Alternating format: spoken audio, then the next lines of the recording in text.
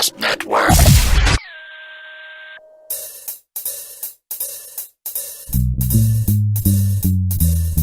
Hey. All right. It's a video game show. It's a video game show. It's not a game show about videos. It's a video game show. Welcome to the Gamercast Network video game show for Friday, May 18th, 2007. I'm Chad. This is episode number 38. And this week for the roll call, when I say your name, tell me your favorite in-game spell. And joining me this week is Ivan. Of all time, I would have to think too long, but since it's fitting, I just was playing Oblivion, and my favorite spell ever is invisibility, because I just finished a quest where I was supposed to kill 30 some odd cultists and steal a book, but instead I just went in invisible and stole it and then snuck out. Bob. Whatever Warcraft was where you had the ogre shamans or whatever that could turn things into sheep. It might not have been ogres. I don't remember. It was a long time ago, and my retention is that of epileptic lemur, so I really don't. Because everybody knows that gamers don't have retention skills. So what was that game called where you could turn stuff into sheep? Tom. That game that turns everybody into sheep. Yeah, no, I know that game. That's Madden. Oy. No, there's a spell in the game where you could turn things into. I see. That's a little different. Yeah, I'm gonna be a complete ass and say my favorite spell is in Shadowrun, where you cast the minion and he hunts down the one player that you cast it on. That's pretty cool when he does that. Tom is joining us from a cell phone in a room locked away somewhere. He calls us straight from a shoebox. A very high-fidelity shoebox. And also joining me this evening is Phil. I have to say it was the Raising of the Dead with the Necromancer in Diablo 2. And my favorite spell was from Diablo 2, the Necromancer's corpse explode. Oh, that's a good one, too. Yeah. You just run the whole group of corpses and start blowing them up. And it makes that noise. Yeah. Well, I like any spell. See, that's why I'm looking forward to playing Titan Quest with you guys, because whatever class you pick something with lots of sparkly explosions, so that we'll have like 4 guys with tons of sparklies. We'll be the shiniest group ever. And in Gamercast Network community news, be on the lookout for episode number 100 of Gamertag Radio this week. Congratulations on 100 episodes, Godfrey and crew. Also, be on the lookout for new episodes from Uncle Gamer Radio and Podtacular. Next topic. I was going to just say Oblivion's broke in that I picked a thief kind of archer guy, and every single battle in Oblivion winds up being a melee battle because they just charge you. Makes it really difficult to be an archer. You need a pet or something, or a hireling. You need covered in garbage can boy. He just walks around wearing a garbage can and stands in front of people. You can get recruits to follow you, like one recruit at a time to follow you, but they're recruits, so they wind up dying, and you can't level them up or anything, so... Maybe you could cover him in, slabs of beef to give him more hit points. Because slabs of beef equal hit points? Right. He'd be more massive as an animal, so we have more hit points, see? They'd have to carve through the beef before they get to the real meaty goodness. Next topic. Okay, so let's start off with all things Halo. Since, Bob, you actually went to a Halo event. I went to a Halo beta event with Microsoft's very own Chris Palladino, who got me into the door, and free valet parking, which was very nice. It was a press junket where they revealed the multiplayer beta for Halo. Were there any notable stars or people there? Because there actually was a Halo party for the stars. I don't know. I guess there was a couple guys, some guys from some football team showed up. I don't know who the hell they were. The 49ers, maybe? Chris said they looked about third string, and I agreed because it's like, yeah, that guy's kind of big, I guess. They chose some noteworthy sites and different folks to show up and go hang out. There's about 16 screens that Halo's being played on, split screen. Unfortunately, what they had done was they had a bunch of temporary gamer tags set up for everybody to sit there and play on, but you got the code for the beta, the friends and family beta, as soon as you walked in the door, so it was typically that people would come in, take a few drinks, grab the code, and then leave, and then go home and log in with their own gamer tag so they could be on and playing with people. Yes, gamers are very social people in this world. Indeed. It wasn't a really good gamer vibe. It was a lot of people trying to scam on each other and try to get ahead and get freebies and stuff. Except for, Achievement Junkie. They're really cool. Next topic.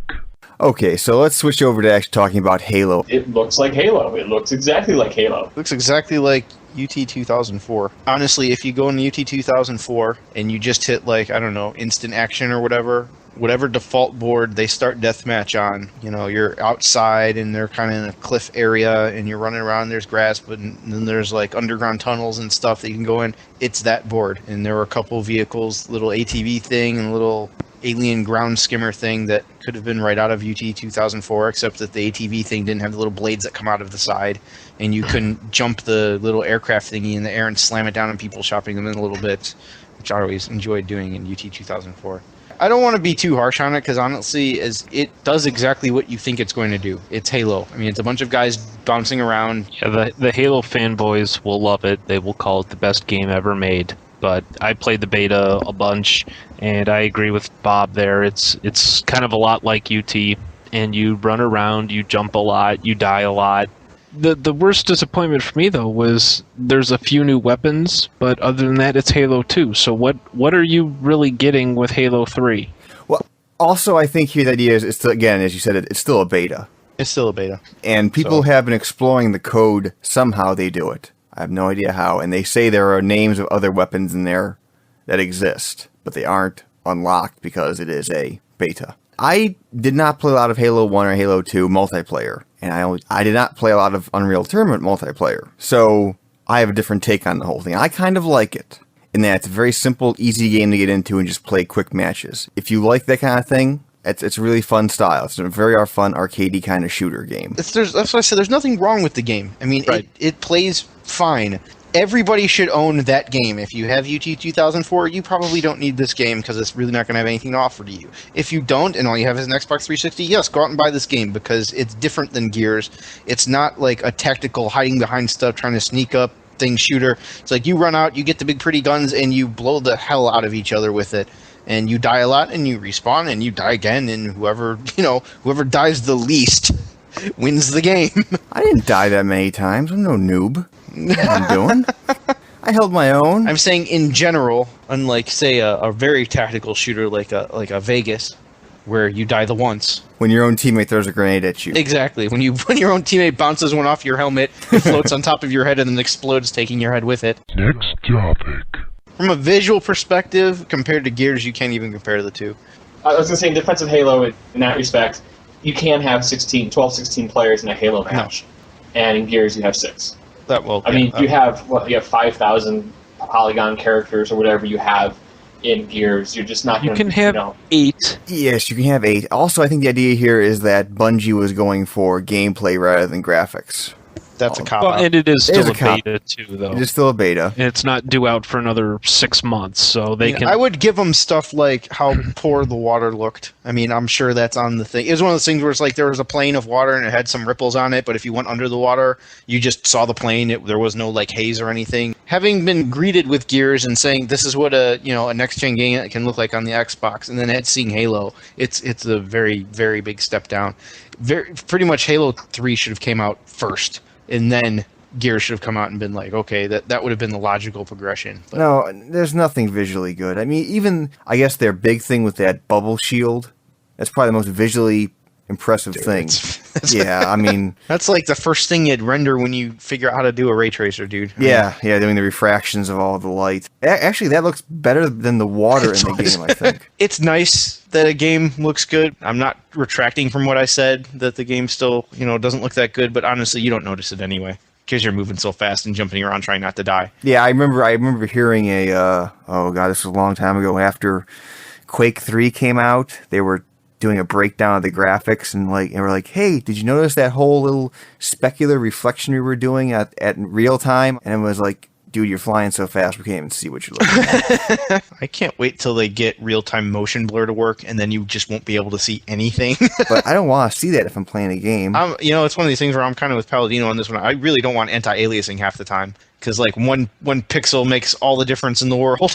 Oh yeah, it's the first thing. I turn all that crap off. I don't do any anti-aliasing. I can't stand it. It looks all blurred to me. It does. They try to get rid of jaggies by just making it fuzzy, and that's not really what you need to do. Yeah, super samples everything. And right, it's very slow, but always works. Well, now you got these 8800 cards that can actually do 4000 by whatever resolution rendering at, and then downsample it right, because you're powering it with a small nuclear reactor in your computer. Your 1200 watt power supply. 1.21 gigawatts. Oh, kidding, man. Things got like a heat dissipation of the surface of the sun, just glowing from inside your box. Next topic. Bob. Yes, sir. You liked American McGee's Alice, did you not? I did. Well, they're bringing out the spiritual sequel to Alice. The next game is going to be the Twisted Fairy Tales of the Brothers Grimm. It's going to be a game tap episodic thing, so they're going to release 24 episodes. And not many details, but... Well, we'll see. It could be cool. And you know me, I love tiny games. But then again, you have to become part of Game Tap, and as I understand, this is not a well-liked service around here. As I understand, some form of IV is involved, and there's fluid transfer, and it's really not something you really want to get involved with. I want American McGee to be a southern gentleman. He looks like Colonel Sanders. He's constantly sipping on a mint julep and twirling his beard. Always with a lemonade in hand on his porch of his estate. That's right. He's just rocking back and forth on his southern porch wearing all white. Actually, American McGee's studio is in Shanghai. Is it really? Yeah. That's not very American. Next topic. Okay, so why does Shadowrun cost $10 more for the Xbox 360 over the PC version? Because they can get away with doing that. Yes, exactly. So as many people know, Shadowrun went gold a couple weeks ago and is now going to be released on May 29th for the Xbox 360 and Windows Vista. Yes. The big problem here, people are complaining that they are charging $10 more for the 360 version. Why are they charging $10 more for the 360 version? There's really no rhyme or reason, I'm sure, other than they can. Shane Kim, who is the Microsoft Game Studios corporate vice president, went on to argue about this pricing structure is not uncommon for multiplayer-only first-person shooter genres, Whatever. blah, blah, blah. The response to this has been, Perfect Dark Zero came out for the launch of the 360 for $50. It was a launch title by Microsoft. Mm-hmm. So why is Shadowrun being charged more? Because it's not Perfect Dark Zero? Yes. You're paying for that privilege. Otherwise, you have to go play Perfect Dark Zero. I just found this out today, was that there are only, for a multiplayer-only game, there's only 9 maps. Yes. Well, that way they can charge you for more later. Right. At this point, I'm not really seeing any reason for me to buy it. If it was a good game, I'd be like, God, this sucks. There's only 9 maps and blah, blah, blah, but it's such a good game. Since, I didn't enjoy the game that much when I played the beta, there's no decision. There's no difficulty with me. It's just another reason to dump on the pile of not wanting to buy it. It almost seems like they're anticipating for the Windows version not to sell as well as the Xbox version, so they got to, recoup their losses by charging $10 more for the Xbox version. That could be a good point because you have to have Vista to play this one. Maybe they're charging the $10 more to avoid the expense and hassle of having to use Vista on your machine. Maybe that's why. Like, you can buy $50, but you have to put Vista as your OS. It's like, oh, dude, isn't there some other way? Well, here you can play for your 360, but it's $10 more. Yeah, dude, that's fine. I'll just go ahead and take that. It's not really $10 less, because if you're a PC gamer, that means you have to buy the game, a $50 gold subscription, $200 for Vista, and decent video card. So it's not really $10 less. It's really like $500 more. Next topic. Bob, you like Neverwinter Nights. I do like Neverwinter Nights, and I can't wait till I finally buy a new computer so I can play it. Didn't you buy Neverwinter Nights and had a crappy computer, Yes. and then it sat on your desk for like 3 months? Yeah, I tried to play it and was like, oh god, this is almost unplayable, and then I wasted a bunch of money on a new computer. In fact, that's normally the reason I buy a new computer. Well, hang on, though. You like Neverwinter Nights 1, you built lots of stuff with it, right? Yes. BioWare is having a contest now. So last year they actually had a contest looking for writers for their games. It was so popular and so well received, they're doing it again. But this time, they want the participants to build worlds using the Neverwinter Nights 1 toolkit. If you should win, you will become a level designer for their unannounced massively multiplayer online role-playing game. Wow. This could be kind of a neat job. They'd like to see at least one cinematic, some intricate puzzles, and some interesting NPC behavior. What I think probably people are going to do is just take like the best adventure they ever did and like fix it up and make it good. If you're going to enter this, you've already designed some stuff. How long do you get to do this? The deadline is July 20th. Looking for an adventure that lasts from 20 to 40 minutes. Oh God, I thought you were about to say hours. No. No. Whew. Next topic.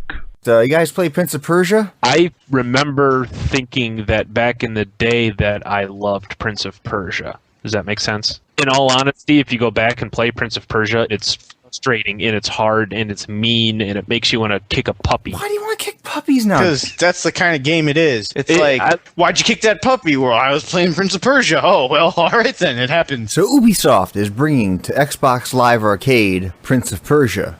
However, if it was a straight port, yeah, that's boring.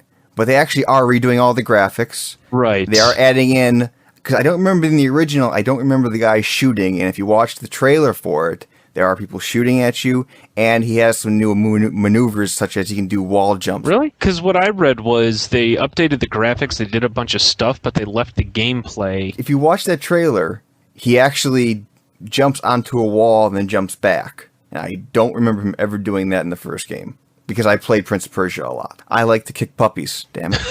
Oh, well, so it happens. It was one of those things where it was impossible to get the jumping timing down right. Yeah, see, that was my thing. In my youth, everyone would give me the jumping puzzles because they knew I could do them. They would say, oh, look, a jumping puzzle, give it to Chad. Now, if they came out with, like, karateka, however you say that, I'd pick that one up, because that one was pretty straightforward, just go along and kick and punch people. It would be worth it for that first guy. The first guy that you bow to, and he bows back, and no matter how many times you bow, he bows back, and as he's bowing back, you kick him in the nuts, and he dies. Next topic.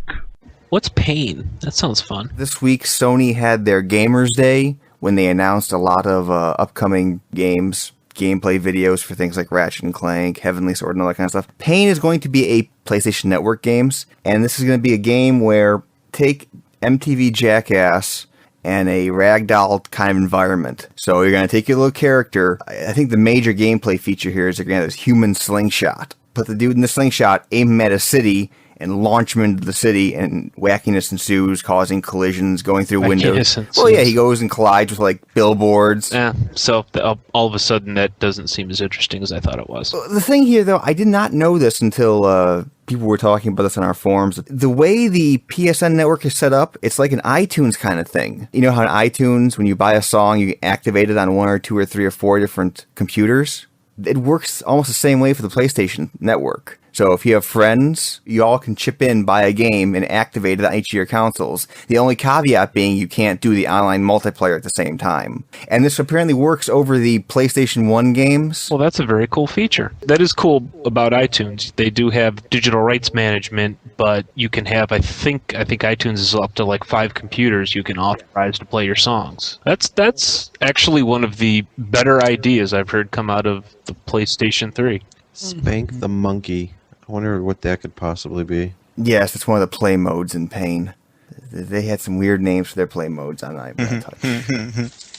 Not going to touch spanking your monkey? Wait. Doesn't that infer? Wait. I shocked my monkey. Next topic. I guess Best Buy is not completely happy with the ESRB rating system, in that now on their website they're using ratings from this Common Sense Media group, which apparently is a competitor to ESRB. I'm guessing the more useful aspect here is the fact that if you go to this other competing site, they actually have breakdowns and information about the game rather than just the ESRB's, hey, this contains drug use. The very dumb thing with Best Buy's implementation is that right there on the big honkin' main page, right when you click on a game, it gives you the ESRB rating right there. So it's almost like they have double ratings. I'm actually on Best Buy's site, so I clicked on Lost Planet, and I see ratings, and it's got the ESRB rating, T for teen, and then it's got Common Sense, which you have to click on. And now you're presented with all kinds of weird frickin' things. So Lost Planet is an 11, 14 plus 4 star. You know, immediately I have no idea what the hell this is even telling me. More about our ratings. Oh, okay. It's not an 11, for one thing. It's a pause. Pause means know your kid. What is right for one 7-year-old may be all wrong for another. Note about the stars. Stars represent our review team's best estimate of the overall quality of the game. A system that's supposed to be just talking about content should not be telling me what the game is like, I don't think, in terms of quality. It should just be saying this game has, you're going to see brains flying all over the place. Or you're going to see hardcore sex with goats. They don't even have a rating that goes that high. The 13 to 17 rating for sexuality is light sexual humor, mostly body part, okay. Language, moderate profanity, is an exclamation. When you said the sex thing, I looked up God of War because I remember the gratuitous sex scene from there. Oh, wow, this thing's lit up like a Christmas tree. Under sex, it says, the game opens with Kratos kicking 2 naked women out of his bed after an implied group sex encounter. Oh, that's good stuff. To me, I'm a gamer. I don't need this crap. I kind of already going to know what's in the game, and I'm not going to worry about it anyway. And if for those parents and other folks who aren't into games, are they really going to care about all of this stuff, or are they just going to care about rated M, no, you're not playing it, or rated M for strong language and intense violence? Well, I know that you've watched movies like that, and I know you can handle that. I'm not going to want to have to read all that stuff Bob read to figure out what all of it means. I'm going to want to look at a big, shiny thing that says T. When I'm a parent, what I'm probably going to do is just throw money at my kid until he goes away so I can be alone with my mistress. I think that's responsible parenting right there. That's all I think that's a good plan. Okay, then. Yeah. Just saying. Okay. Next topic. The president of the development studio that made Parappa the Rapper, Masaya Matsuura, believes that the reason the PlayStation 3 is lagging in Japan is not the fact that it's the price or the lack of a real software library, but it's just too big for the Japanese. As everyone knows, the Japanese have tiny little wee hands, and it's just too big for them. That's why they had to come out with the Xbox Controller S, because the normal one was too big for their tiny hands. And also he thinks that the Xbox's sales are lagging because of the size of the AC adapter. That makes a whole lot of sense. Well, that's a big adapter. I mean, I'm looking at mine right here. It's a huge... You're huge. checking out your adapter? Okay, I'm going to stop that joke before it even starts. If it came down to buying a system and you found out that the AC adapter was that big, would that really stop you from buying a console? They make extension cords, people. Come on, it's like $4. But he actually does praise the Wii. All right, you're checking out your adapter, and they're praising Wii's. I can only hold back so much. So like you get one more. That's it. Well, how big is that AC adapter? That's a big adapter. Well, what kind of dimensions are we talking about here? About 2 inches wide, 2 inches tall, and about 9 inches long. That's a big adapter. That's some girth. Yep. Sure is. Next topic. Oh, Michael Bay. He's getting into the video game business now. Because his special effects house, Digital Domain, they are the ones that actually did the commercials for Gears of War, the whatever that song commercial was. Oh, yeah. Mad World. Mad World. And they also are the ones doing the current and upcoming commercials for Halo 3. And now they are starting up a gaming unit. And they hope over the next 2 years to release 4 or 5 titles. The first of which will be a first-person shooter budgeted around $25 million. Michael's Bay take on making video games? I make world-class images. Why not put those images into a game? Well, I mean, he does make very pretty images. I would imagine that they, if they got some good developers and some decent design people, there's really no reason why they couldn't throw enough money at it. I'm sure. And $25 million is an awful lot. Yeah, that struck me a lot there when I saw the budget of $25 million. I haven't seen games go there. Well, I'm sure they are, but I haven't heard of any. No, if I remember correctly, Gears was actually done pretty cheap, like 5 or 10 million. Yeah, but still, how much of that are they going to make back? It almost seems like they're going to budget the game for a loss. No, because it's going to be the awesomest game ever. It's going to surpass Daikatana? Yeah. Oh boy. Yeah. Yeah. Now you're thinking.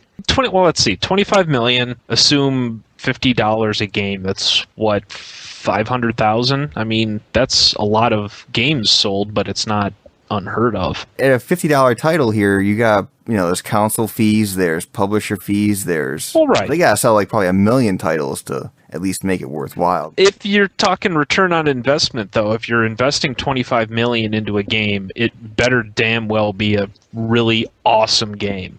And if it is a really awesome game, 1 million units is not unreasonable. It could be done. It's a hell of a gamble. I mean, that's a lot of money to dump into a game, especially for a startup studio. Yeah, if it does turn out to flop, that's a lot of money to flush down the toilet. But his films do well, don't they? I mean, like The Rock, Armageddon, and all those. Transformers seems like it's probably going to make a lot of money. It does look better than I thought it would. I don't like necessarily some of the liberties that he's taken with classic Transformers things, but I can guarantee that, I probably won't see it in the theater, but I'll put it on my Netflix queue, and when it comes out on DVD, I'll watch it. My biggest problem with that movie is still the fourfold gain in mass that the robots get when they transform. I don't know if you've been watching it all. The Corvette that is at least made out of 20, where the robot looks like it's made out of the metal of 20 Corvettes when it's transformed. The reason that Bumblebee is not a Beetle in Transformers is because of Volkswagen. Volkswagen did not want... They didn't want to be associated with that piece of crap film? No, with the warlike Transformers. Oh. Yeah, once again, Germans making a lot of sense and not wanting to be associated with war. Next topic. Let's go with Google's big new patent. They are wanting to get in on the whole gaming in-game ads kind of thing. They're developing this system that they hope developers will use in their games to analyze the actions of players. And they hope people like Blizzard will put this into World of Warcraft, or the people in Second Life will put it in their whatever Second Life is. Because it's not a game. Right. So what they want to do is they want to be able to actually track what the people are saying in the game. They want to track what you're looking at, what kind of actions you do if you're a risk taker, if you like to explore those kind of things, so they can target you with better ads. Like they want to be able to say, okay, if you go around and explore a lot, we want to give you ads for vacationing and that kind of thing.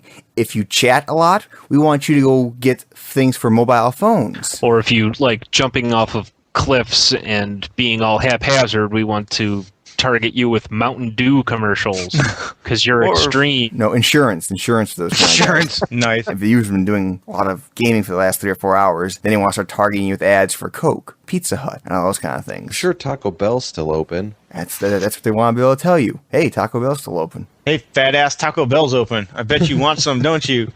As you've been on this game for 14 hours on a Saturday, so your girlfriend's not going to make you nothing because you don't have one. So get your fat ass to Taco Bell. Even better, here's Pizza Hut. They deliver. So now your dumb ass doesn't want to get up.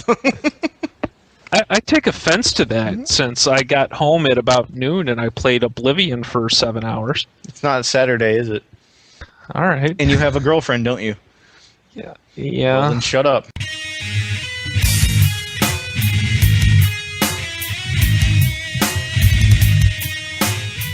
There we go for episode number 38 of the video game show for Friday, May 18th, 2007.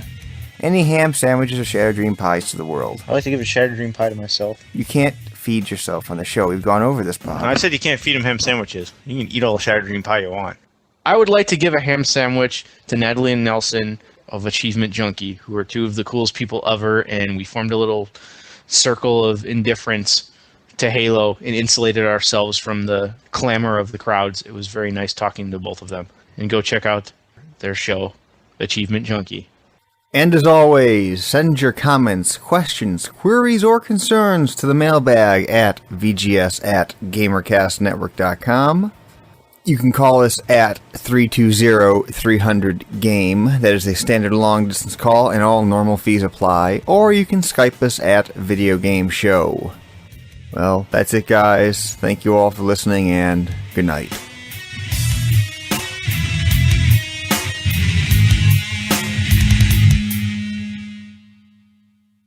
We won't talk about the massive amounts of problems they had with the beta. That was fun to watch. I've never seen forums go so fast with posts. Oh, no. when the Crackdown people could not get access to the beta. And the funniest thing I saw on the forum postings was there was some posting, the guy started off by saying something to the effect that they started the whole cake versus pie debate. Oh, Jesus. And then someone ended the thread with Bungie's giving us a big Shattered Dream pie. Which forums were these? These were the Bungie forums, not our Really? forums. These are the Bungie forums. And I go, if you go to Google and search Shattered Dream Pie, do you know who shows up first in a link? We do. Not us. No, we really? do. Yes. Really? Yes. And some guy has a thing called Shattered Dream Pie, and he links over to us. So Twitter, Chris McDonald, a la the video game show. Oh, okay. Well then. see, With a tall glass of utter disappointment. Then Yeah. we get down there on video game show episode 31, Shattered Dream Pie. Yes. What does it taste like? Regret? This is a sign that the rapture is coming, that we have influence over anybody outside of our immediate families.